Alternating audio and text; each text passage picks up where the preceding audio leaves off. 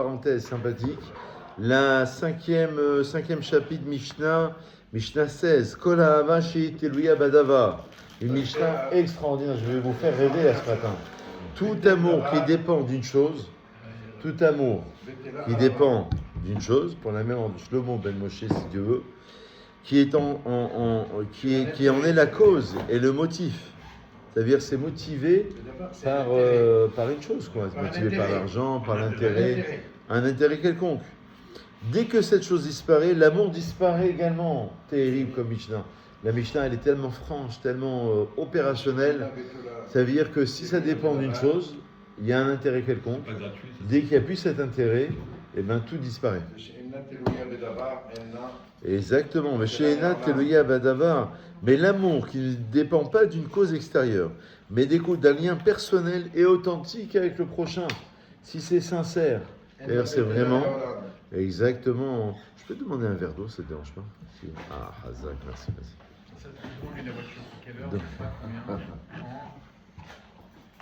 Donc, l'amour qui ne dépend pas d'une cause extérieure, ça veut dire que c'est authentique. D'accord? Ena Betela Lerolam ne disparaîtra jamais. D'accord? Il y en a qui expliquent la Mishnah autrement. Ah, attention, une petite subtilité dans cette Mishnah. Il y en a qui m'ont expliqué tout amour provenant d'une cause éphémère,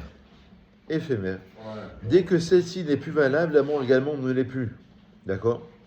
Mais quand c'est une chose qui est pérenne, ça veut dire quelque chose qui tient dans le temps, et bien forcément ça tient.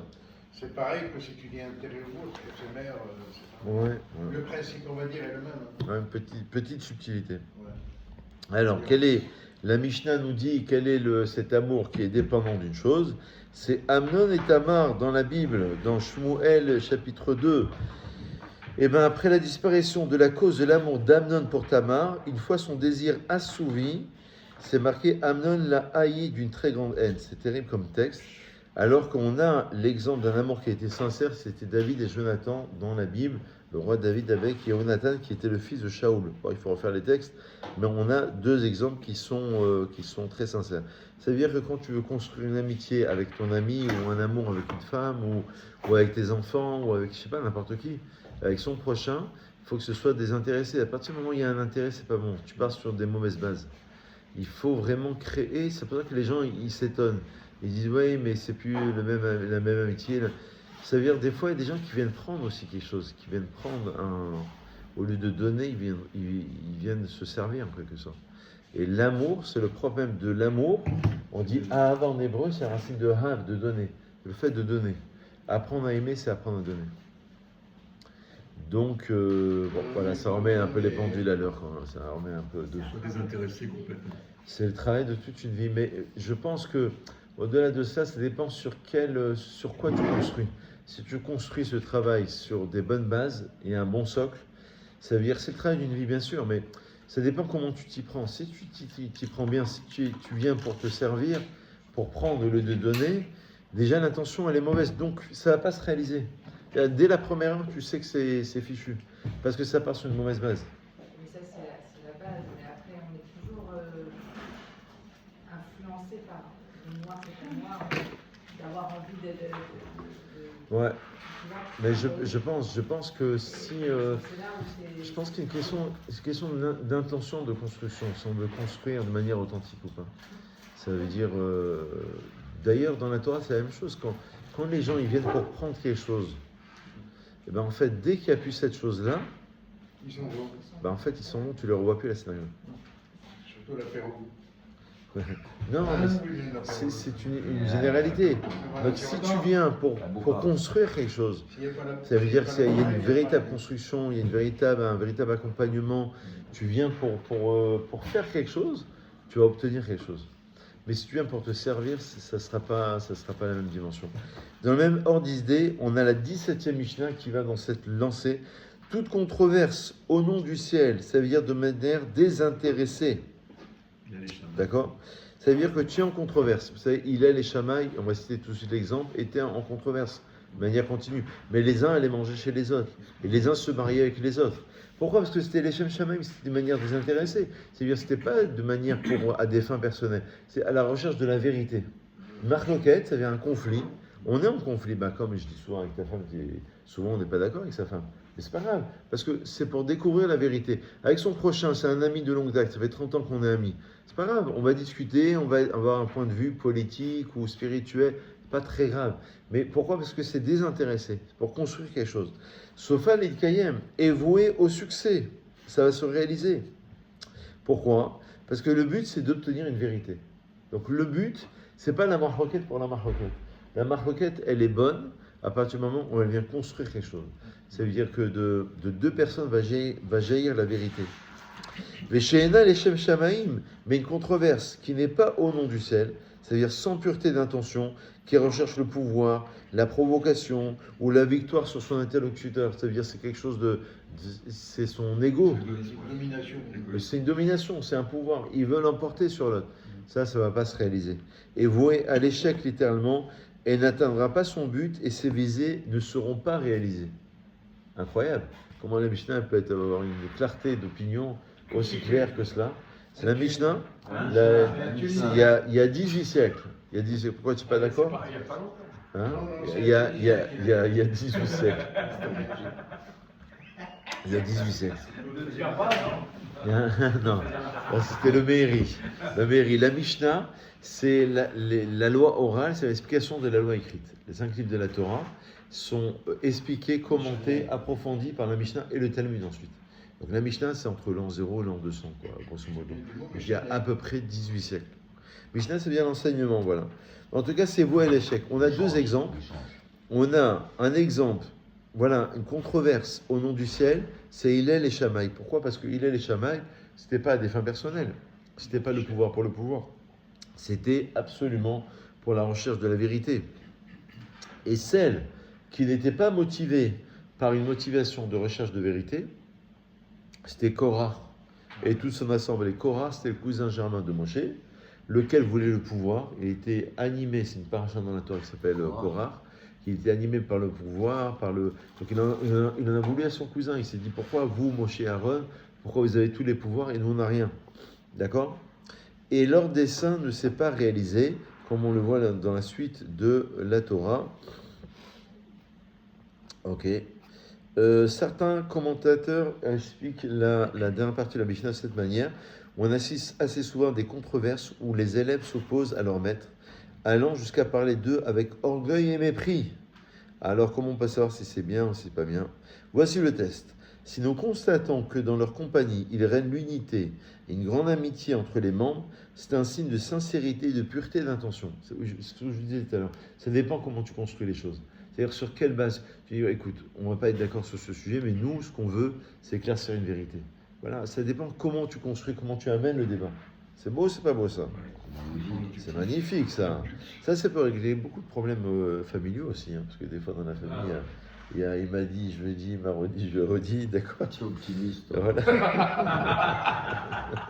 C'est bon, c'est important.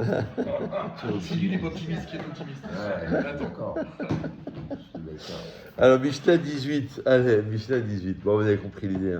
Kol hamezaket harabim, quiconque augmente les mérites de la collectivité, c'est-à-dire en vérité, il va amener un srout, un mérite à l'ensemble de la keila, de la collectivité, de l'assemblée, etc. En chet ba al yado, il n'est pas atteint, il est préservé de la faute. Ça veut dire pourquoi, en quelque sorte, il ne va pas fauter. Ça veut dire que la Gemara a dit quelque chose de terrible, dans Yoma, page 87, et il dit pourquoi, pour ne pas que lui soit au Gehinam et ses élèves au Jardin d'Éden. C'est-à-dire, quelque part, c'est comme s'il y avait une protection, c'est-à-dire qu'il apporte un srout, donc il est protégé. Mais quiconque entraîne la communauté à fauter, c'est-à-dire qu'il les pousse à la faute, on ne lui laissera pas faire pénitence. C'est-à-dire, on ne va pas l'aider, pour ne pas que lui se retrouve au Jardin d'Éden et ses disciples au Gehinam. Voilà une première explication. Ça veut dire que quelque part, il est protégé s'il apporte un mérite à la communauté. Selon le Rambam, cela signifie en effet que Dieu lui ôte le libre arbitre afin qu'il reçoive la punition qu'il mérite. Et on ne lui laissera pas de faire la pénitence. D'accord? D'après le Rambam, ça veut dire qu'en vérité, on lui ôte cette capacité d'avoir le libre arbitre. à un certain niveau, hein, pas un niveau petit, un certain niveau avancé, on va dire. Moshe Zacha, on a deux exemples. Moshe fut méritant et il a donné du mérite aux autres. Pourquoi? Parce qu'il a enseigné la Torah à Israël. Alors, Zechut Arabim Teloyabo, le mérite des autres qui accomplissent ces mitzvot, lui est amputé comme s'il accomplissait toutes ces mitzvot avec eux. Comme c'est marqué, Sidkat Hashem Asam Mishpatav Israël. Ça veut dire qu'il s'est associé à leur mérite. Vous savez que tout Israël, c'est comme une neshama. C'est-à-dire qu'on est tous, c'est les petits-enfants. En vérité, c'est toute une neshama qui rassemble tout Israël. Chacun est toute petite partie de la grande neshama d'Israël. Et Yarovaam a fauté parce qu'il a confectionné des veaux d'or et il a fait fauter le peuple. Donc évidemment, la faute va dépendre de lui. Ah, dernière Mishnah, et là je vous laisse tranquille. Je vous avais dit c'était juste quelques petites minutes. On est à 9 minutes. Ouais, 10 minutes 56. Ouais, 10 minutes 56. Pourquoi Oui. Alors une dernière minute. Connu. On va parler des Tchouganiens, des Marocains. Alors Mishnah 19, elle est une dernière, je vous libère. Connu Shesh Biado, Shlosha Devarim Alelu, celui qui a dans sa main 3 choses. Il fait partie des élèves d'Avraham Avinu, c'est ce qu'on a lu hier. Et s'il a 3 autres choses, il fait partie des élèves de Bilham qui a voulu maudire Israël. D'accord? On a 2 exemples. Celui qui a le bon œil, c'est quoi un œil bienveillant? Ça veut dire qu'il est heureux de ce qu'il a. Il est bienveillant, il n'est pas jaloux des autres. Aïn Tova. Il est bien. Et le Barthénois d'ailleurs il dit Mistapek bema sheeshlo venochomet bamon acherim. Il n'a pas recherché l'argent des autres. Il se suffit de ce qu'il a. Deuxième point, il fait partie des élèves d'Avraham. Ruach nemocha, l'humilité, une grande modestie. Venefesh shefala, une âme réservée, ça veut dire quoi? Ça veut dire qu'en vérité, il est détaché des plaisirs de ce monde, Nefesh shefala. Là, c'est 3 qualités des élèves de Avraham Avinu. Alors, il cite les références. Le Midrash explique que jusque-là, il n'avait pas porté son attention sur sa beauté. Ces 3 qualités sont à mettre en parallèle avec la jalousie, l'instinct débridé et la recherche des honneurs. Parce que ce sont les 3 défauts faisant partie de Bilham, des élèves de Bilham. Encore une fois, jalousie, instinct débridé et la recherche des honneurs, selon lequel Rabbi Eliezer Akapa, on avait dit que ça expulse l'homme du monde. Car celui qui possède un œil bienveillant est en effet satisfait de son sort et n'est pas sujet à la jalousie, puisqu'il a un bon œil. L'humble ne recherche pas les honneurs, et celui qui a une âme réservée n'est pas dominé par ses instincts. C'est pour ça qu'on aura une chose et son contraire. Et bien les élèves de Bilham, un œil malveillant, un homme qui est orgueilleux et une âme qui est inassouvie. Là, c'est vraiment des paroles de sagesse, si vous voulez. Perké Avot, c'est la préparation dans Shavuot. C'est-à-dire c'est de morale juive, d'éthique juive, de sagesse, de philosophie parfois. Ça veut dire que finalement, c'est le travail vraiment sur le corps. C'est-à-dire que le but de la Torah, c'est transformation du corps finalement, transformation de ses instincts. C'est en fait, comme il disait le Rabbi Lubavitch, je le cite souvent. Il faut faire du sport aussi un peu. Ouais, j'ai commencé, je marche le double de ce que je marchais avant. Non mais il y a ce qu'il disait, le Rabbi disait qu'on ne peut pas changer les événements, mais on doit changer le regard sur les événements. Toute une question de regard. On doit se repositionner, on doit essayer de se replacer dans le système. Ça, c'est pas beau ça? Chazak, une très très bonne journée, Chazak.